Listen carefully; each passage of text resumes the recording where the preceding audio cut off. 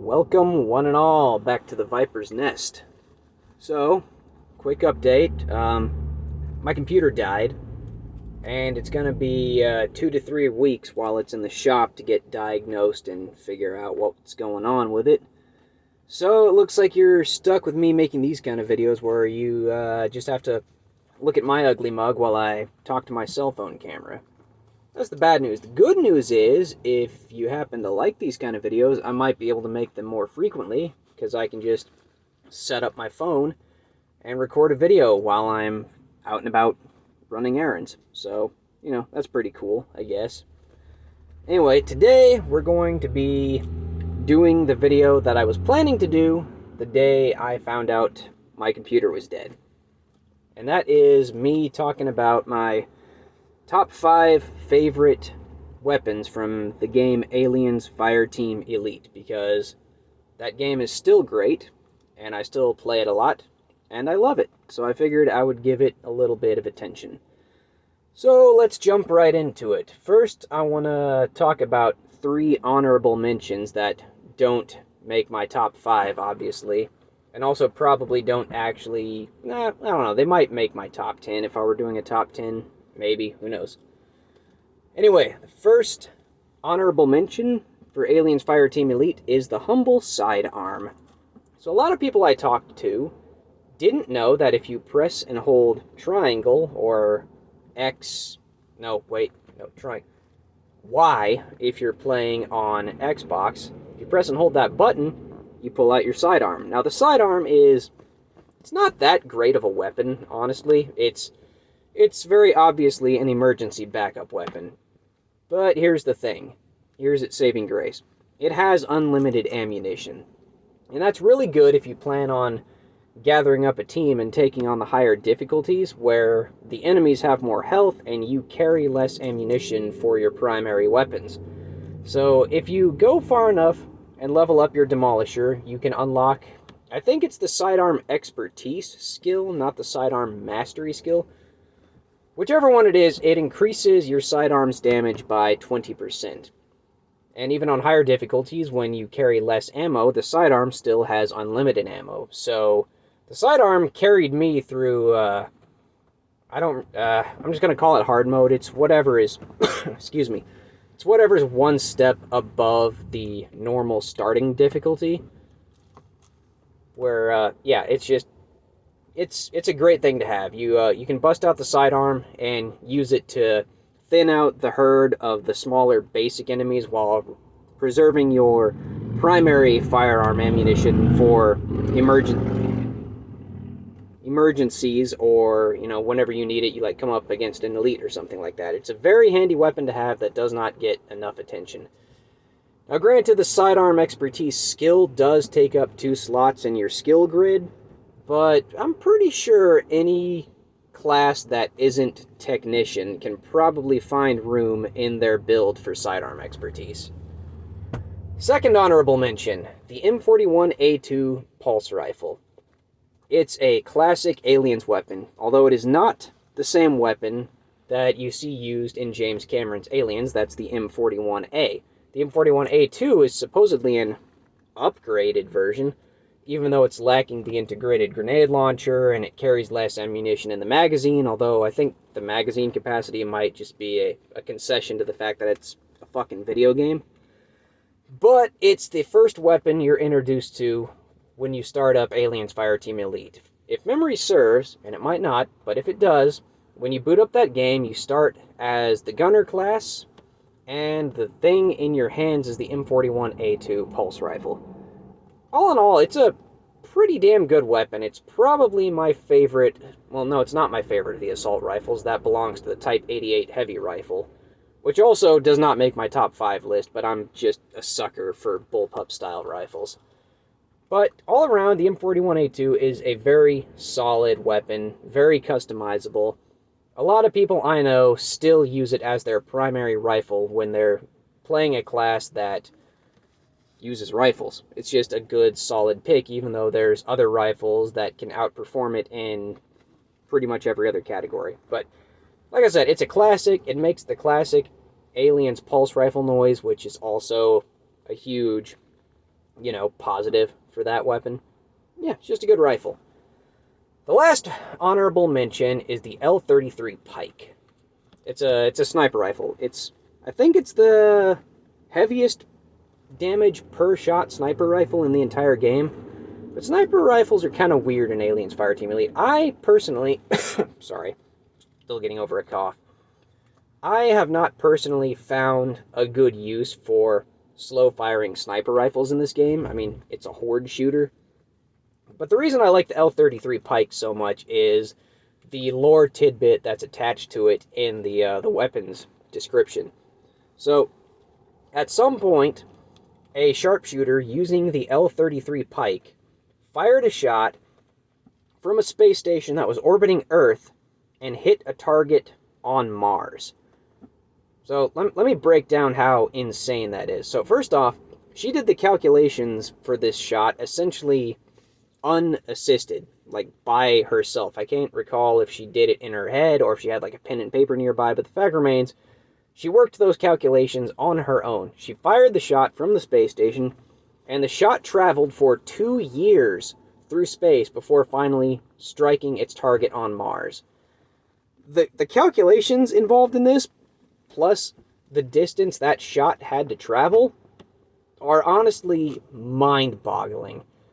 Like, I think that might be the longest shot ever made in fiction using a rifle. If there's a longer rifle shot out there in fiction, I haven't heard about it. But if you've heard about it, let me know in the comments, because I would like to hear about it as well. So that's the honorable mentions out of the way. Let's move on to my top 5 favorite weapons in Aliens Fireteam Elite.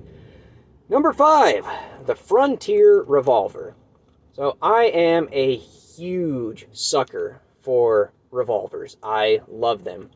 The Colt Artillery cartridge conversion revolver is it's tied for my top 5 favorite weapon of all time, right next to the trench gun, the Winchester 1867? It's either 1867 or 57. It's 18 something. The trench gun, I love it. It's, like I said, it's tied with the Colt Artillery for my favorite weapon of all time. The reason that the Frontier Revolver is at the bottom of my list rather than the top is the fact that, this weapon kind of sucks. And, let me break it down for you, why I think this weapon sucks. It is a large bore, it's not single action, it's a large bore revolver, and I love large bore revolvers.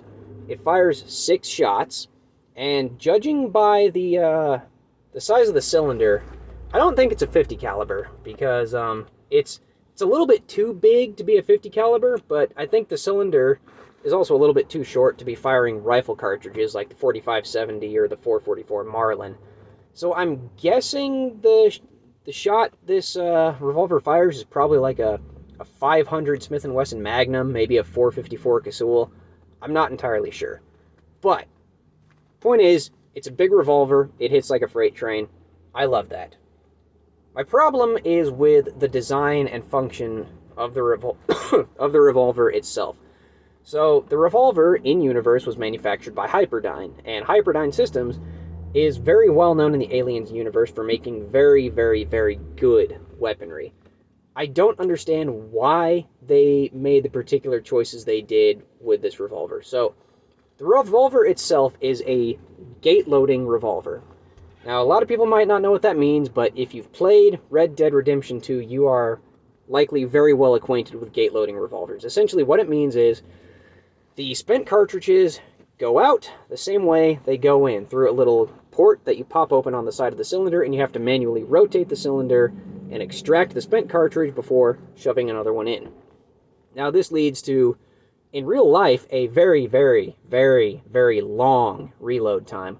Like, even in Red Dead Redemption 2, which is, they try to be as realistic as possible, they even fudge the reload speed of gate-loading revolvers by quite a lot. I don't know of any real person who could reload a gate-loading revolver as quickly as, Arthur Morgan and John Marston do. They move insanely fast. So the Frontier Revolver is a gate-loading revolver that doesn't play by its own rules. So when you reload with the Frontier revolver, your character makes the motion like they are flicking open the cylinder and dumping out the spent cartridges before then shoving new cartridges in by hand. Now, being that this is a video game, this is very likely them just fudging the reload animation to make it not completely fucking unusable. Here's my issue with that. So, like I said, Hyperdyne Systems, they know what they're doing when they make weapons.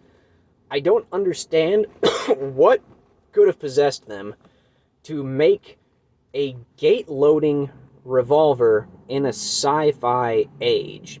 So, alright, here's my thought process about what might be going on with this weapon and why it doesn't make any sense. So, like I said, the player character acts like they're flicking open the cylinder to dump out expended shells.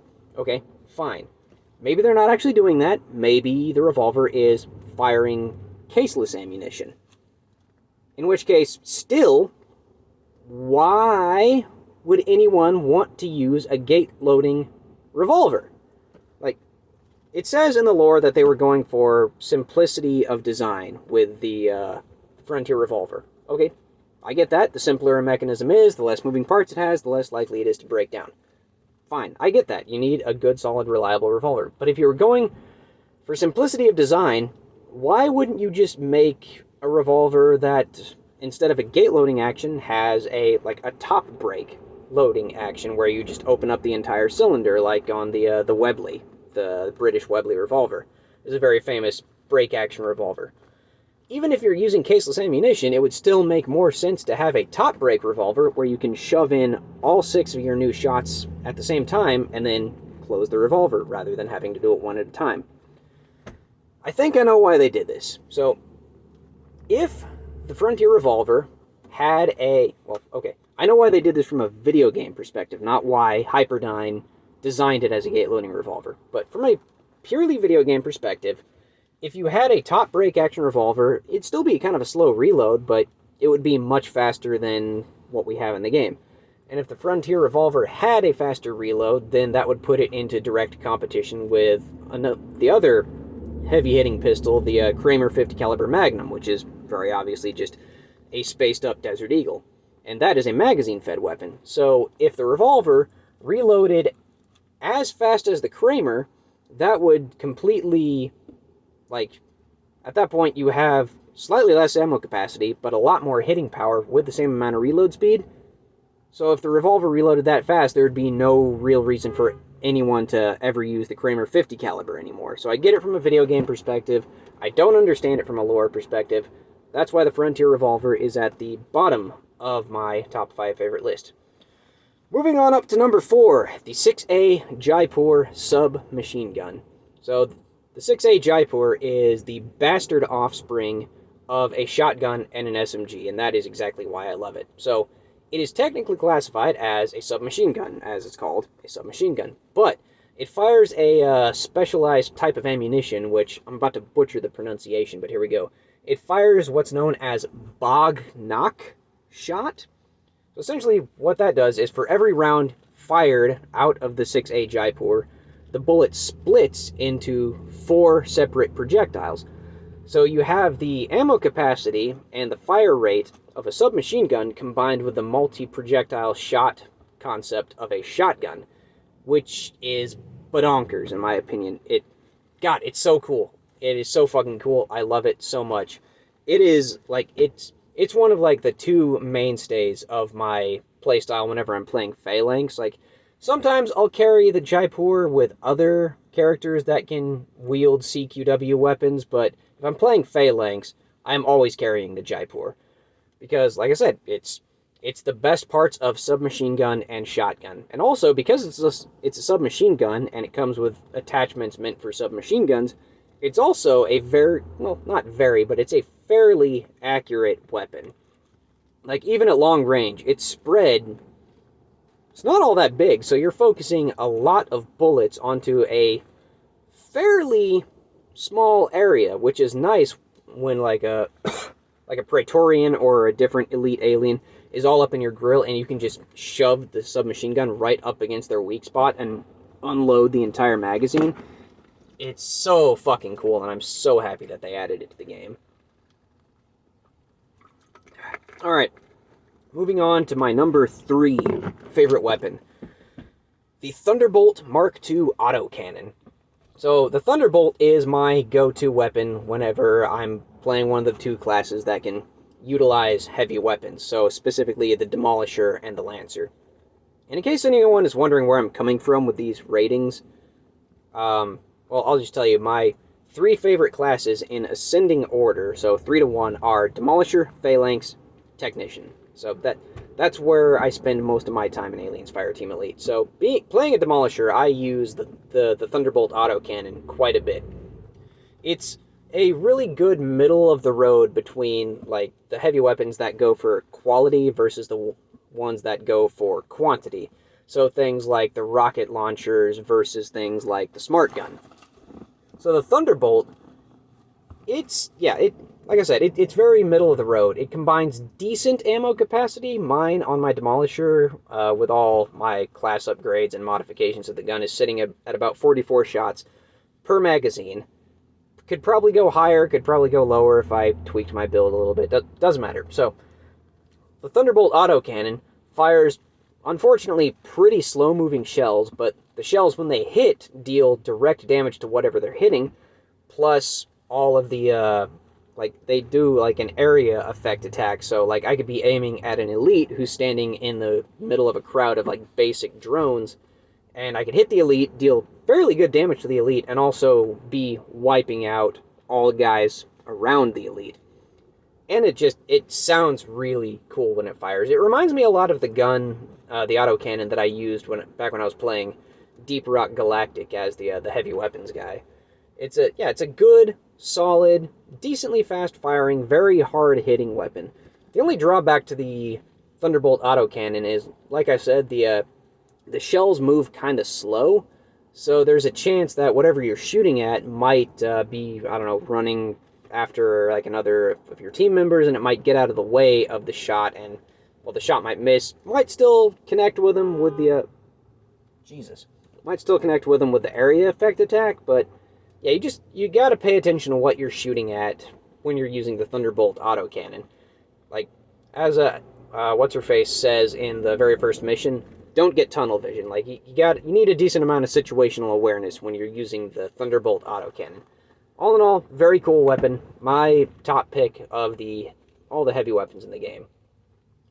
My number 2 weapon, I don't remember the full acronym. It's the UGL something grenade launcher. It's as it sounds, it is a grenade launcher that takes up your handgun slot. And this weapon is an absolute pain in the ass to get your hands on. You have to do the last mission in the Pathogen DLC and defeat the final boss on whatever difficulty it is that's a step above normal.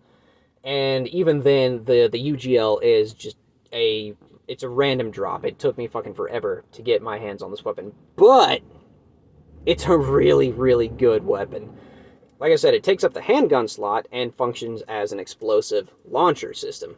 And I love the lore behind this thing, too. So essentially, with the M41A2 pulse rifle, it used to have a grenade launcher, but however they decided to integrate the grenade launcher with the rifle, essentially, like, fucked both the grenade launcher and the rifle. There was just massive malfunctions all across the board. It essentially almost rendered the weapon unusable.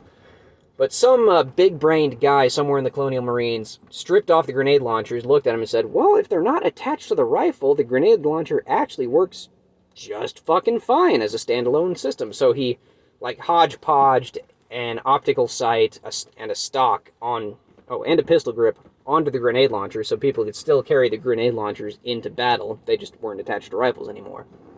Which is why the weapon is small enough to be in your handgun slot. So the reason I really, really like the grenade launcher, other than the fact that I really just like grenade launchers, is the fact that it gives classes that might not have a whole lot of crowd control utility a very viable crowd control option. So I normally carry this thing when I'm playing the Phalanx, but I always carry it when I'm playing as the Doc, which I don't fucking like doing. I hate playing as the Doc, but, you know, if you're trying to get in those, what are they called, like, tactical opportunities or something like that? Basically, like, daily and weekly challenges. some of them sometimes come up as complete X number of missions as the dock. And I was like, alright, well, I guess I have to fucking play the dock now. And the dock has, like, no crowd control options. Their abilities, they don't have any direct damage abilities. Like, they have the combat stims, which can make your guns slightly better, and then they have the healing station, but neither of those are direct damage abilities like the gunner's grenade, or the demolisher's rocket launcher, or especially the technician's turret.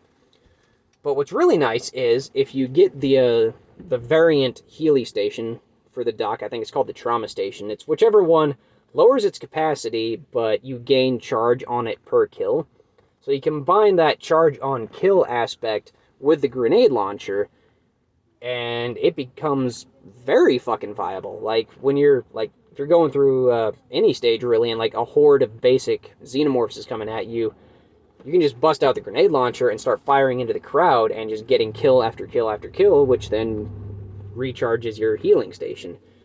It's a wonderful, wonderful weapon, and just, chef's kiss to them for adding essentially a standalone grenade launcher that almost any class that's not one of the heavy classes can use. It's so good. Like I said, in my opinion, it made the dock a much more viable class if you use it in conjunction with the charge on kill healing station.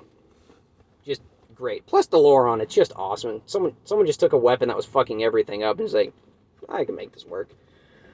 So, my number one favorite weapon in Aliens Fireteam Elite. So I wasn't planning on doing this list as, like, I think these are the best weapons in the game.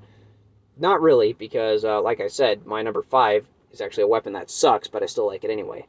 However, for my number 1 slot, I do genuinely think that this is the best weapon in the game. So this weapon is a close quarters weapon called the Type 99 Incinerator. It's a handheld flamethrower. And in the hands of a properly kitted out technician, this weapon does actually break the fucking game. So here's why. So if you kit out the technician with, I want to say it's a skill called Creative Pain Point Solutions. I could be entirely wrong about that. It's been a long time since I actually shuffled around my technician build. But what it is, it adds an extra 10% chance on hit for you and your turret to deal damage that causes an enemy to stumble. So, you get the technician, you put the Type 99 Incinerator in their hands, you kit out the Type 99 Incinerator with, I think there's an attachment that gives it extra stumble chance. I could be wrong. I don't think I am, but I could be. Anyway, so you get the technician, you get the Type 99 Incinerator. Then you get the Incinerator Turret, which, if you're a technician, you should be using. Because the other turret variations just, I don't know, they aren't great. I know, like, the basic turret with no modification to it is okay. Like, it's accurate, it deals damage, it does what a turret should do. But then there's the heavy turret, which does more damage, but massively decreases the turret's rate of fire, which I think sucks. And then there's the particle turret, which I think its shots can pierce enemies and slow them down. It's okay. But compared to the Incinerator turret, which essentially turns your turret into a short-range flamethrower, like, the Incinerator turret just outperforms all the other turrets on everything except for range. But it's to such a degree that it doesn't fucking matter. Just use the turret for your up-close stuff, and then use, like, your pistol if you're not using a grenade launcher, or, like, I don't know, a submachine gun or something for the long-range stuff, and Bob's your uncle. Anyway, so back to the Type 99 Incinerator. So if you get the Incinerator turret plus the skill that gives you and your turret an extra 10% chance to cause an enemy to stumble, what happens is that both the turret and the Incinerator deal damage at such a fast pace that the second you start firing either one of them, you're almost guaranteed to stumble. So between you, with your Type 99 Incinerator, and your turret, you can essentially stun lock, like, pretty much any enemy in the game, except for, like, the final boss of the DLC. It is so stupidly broken, because there's also another skill that causes you to deal more damage to an enemy that's already stumbling. So if you're just sitting there hosing whatever the hell you're shooting at with your Type 99 Incinerator, you're basically guaranteed a stumble, and also once they stumble, you start dealing more damage to them. You melt basically everything in the game. And even not in the hands of a technician, because of the way the Type 99 incinerator works, like with that extra stumble chance, you're still guaranteed to stun lock an enemy for like a good long time. And also, the incinerator deals such high damage per hit that even with no upgrades and not in the hands of a technician, the incinerator, between dealing the initial burst of damage on contact to the enemy and lighting them on fire for more damage over time, it's pretty much guaranteed to melt everything in the game.